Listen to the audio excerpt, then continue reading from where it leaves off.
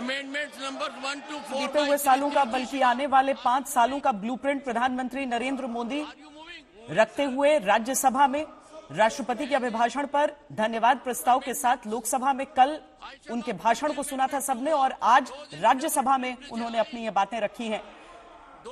मोदी की गारंटी और कांग्रेस की एक्सपायर्ड वारंटी की बात कर रहे हैं, जमकर बरसे हैं विपक्ष पर। किसानों, गरीबों, महिलाओं, युवाओं सबकी बात करते हुए प्रधानमंत्री ने आज भी लंबे समय तक बोला और विस्तार से अपनी सारी बातें रखी हैं। मोदी 3.0 का जिक्र कर दिया उन्होंने और जो 400 पार के साथ विश्वास उन्होंने दिखाया था एनडीए के, उसमें तीसरे टर्म में कोई रोकेगा, कोई रोक नहीं सकता है। तीसरा टर्म उनकी सरकार का आएगा, इस चीज के बारे में उन्होंने कहा। प्रधानमंत्री का टारगेट 2024 का कल ही स्पष्ट कर दिया था, जब 370 से अधिक सीटें भारतीय जनता पार्टी के लिए और 400 पार एनडीए के लिए उन्होंने कहा। बहुत सारे मुद्दों पर उन्होंने बात की है। ओबीसी मुद्दे पर क्या कहा है वो सुनाते हैं।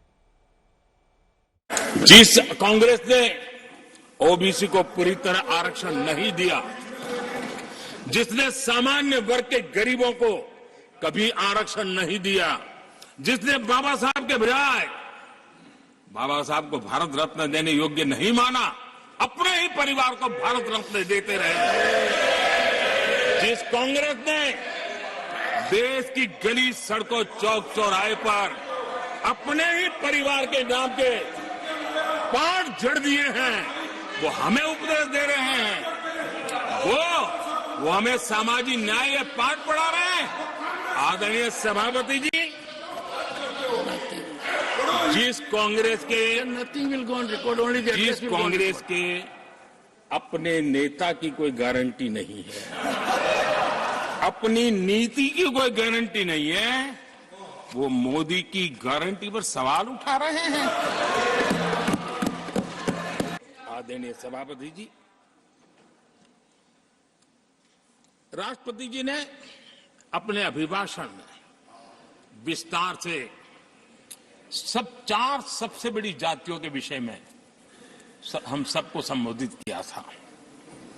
युवा, नारी, गरीब और हमारे अन्नदाता।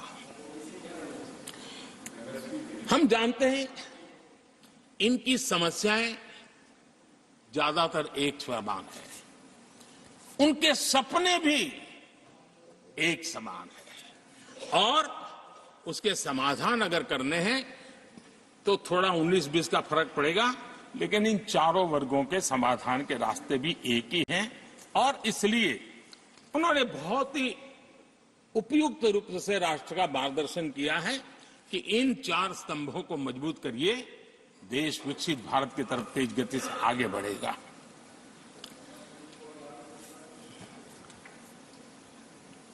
आदरणीय सभापति जी, अगर हम 21वीं सदी में हैं, हम विकसित भारत के सपने को इसी सदी में 2047 तक सिद्ध करना चाहते हैं, तो 20वीं सदी की सोच नहीं चल सकती इस समय। 20वीं सदी का स्वार्थी एजेंडा, मैं और मेरा वाला जो खेल है ना, वो 21वीं सदी में देश को समृद्ध नहीं, विकसित भारत नहीं बना सकता है। कांग्रेस इन दिनों काफी बातें हो रही जाति की, फिर से एक बार क्यों जरूरत पड़ गई उनको मैं तो नहीं जानता हूं, लेकिन अगर उनको जरूरत पड़ी है तो पहले जरा अपने गरिबान में झांके, तुमको पता चलेगा क्या किया है। दलित, पिछड़े और आदिवासी, कांग्रेस जन्मजात उनकी सबसे बड़ी विरोधी रही है।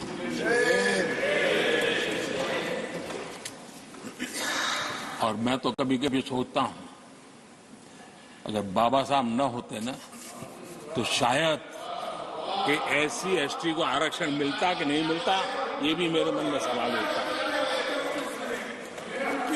आदरणीय सभापति जी, और मैं ये कह रहा हूं, इसके पीछे मेरे पास प्रमाण है। इनकी सोच आज से नहीं, उस समय से ऐसी है। मेरे पास प्रमाण, और मैं प्रमाण के सिवाय मैं यहां कहने के लिए नहीं आया। और जब बातें वहां से उठी हैं तो फिर तैयारी रखनी चाहिए उनको। मेरा परिचय तो हो चुका है, 10 साल हो गए।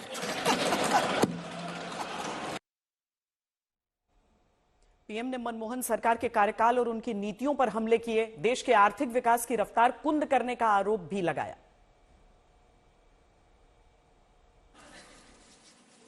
आज बातें तो बड़ी बड़ी की जा रही है। कांग्रेस के 10 साल का इतिहास देखिए। फ्रेजाइल 5 इकोनॉमी में दुनिया में कहा जाता था, मैं नहीं, दुनिया कहती फ्रेजाइल 5।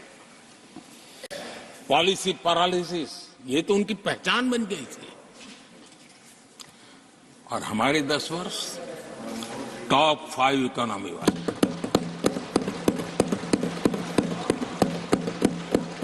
हमारे बड़े और निर्णायक फैसलों के लिए 10 साल याद किए जाए। आदरणीय सभापति जी, हम उस कठिन दौर से बहुत मेहनत करके, सोच समझ करके देश को संकटों से बाहर लाए हैं। कि देश ऐसे ही आशीर्वाद नहीं दे रहा है। आदरणीय सभापति जी, यहां सदन में अंग्रेजों को याद किया गया। Unbecoming conduct. Please continue. No please please. आदरणीय सभापति जी, इस सदन में अंग्रेजों को याद किया गया। अब राजा महाराजाओं का तो अंग्रेजों के साथ गहरा नाता रहा था उस समय। तो अब मैं जरा पूछना चाहता हूं कि अंग्रेजों से कौन इंस्पायर्ड था। मैं तो ये तो नहीं पूछूंगा कि कांग्रेस पार्टी को जन्म किसने दिया था, ये तो मैं नहीं पूछूंगा। मैं एक वक्तव्य सदन के सामने रखना चाहता हूं। मैं पहला कोट पढ़ रहा हूं। सदस्यगण जानते हैं, ये कोटेशन है। सदस्यगण जानते हैं कि हमारी ग्रोथ धीमी हो गई है और फिस्कल डेफिसिट बढ़ गया है। महंगाई दर बीते 2 वर्षों से लगातार बढ़ रही है। करंट अकाउंट डेफिसिट हमारी उम्मीदों से कहीं अधिक हो चुका है। ये कोट मैंने पढ़ा। ये किसी भाजपा के नेता का कोट नहीं है, नहीं ये कोट मेरा है। आदरणीय सभापति जी, यूपीए सरकार के 10 साल पर तत्कालीन प्रधानमंत्री आदरणीय पीएम के रूप में रहे श्रीमान मनमोहन सिंह जी ने कहा और खुद के कार्यकाल में कहा, ये हालत थी, उन्होंने वर्णन किया था। आदरणीय सभापति जी, अब मैं दूसरा कोट पढ़ता हूं। देश में व्यापक गुस्सा है।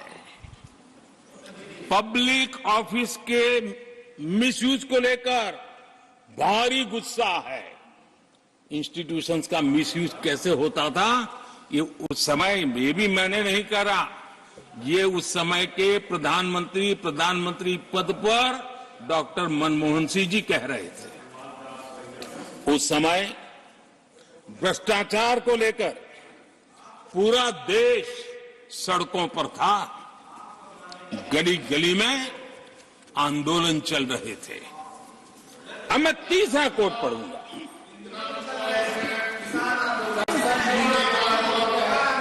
एक संशोधन की कुछ पंक्तियां हैं, इसको भी आप सुनिए। टैक्स कलेक्शन में भ्रष्टाचार होता है, इसके लिए जीएसटी लाना चाहिए। राशन की योजना में लीकेज होती है, जिससे देश का गरीब सबसे अधिक पीड़ित है, इसको रोकने के लिए उपाय खोजने होंगे। सरकारी ठेके जैसे दिए जा रहे हैं उस पर शक होता है, ये भी तत्कालीन प्रधानमंत्री आदरणीय मनमोहन सिंह जी ने कहा था। और उसके पहले और एक प्रधानमंत्री, उन्होंने ये कहा था कि दिल्ली से 1 रुपया जाता है 15 पैसा पहुंचता है। सुधार, बीमारी का पता था, सुधार करने की तैयारी नहीं थी।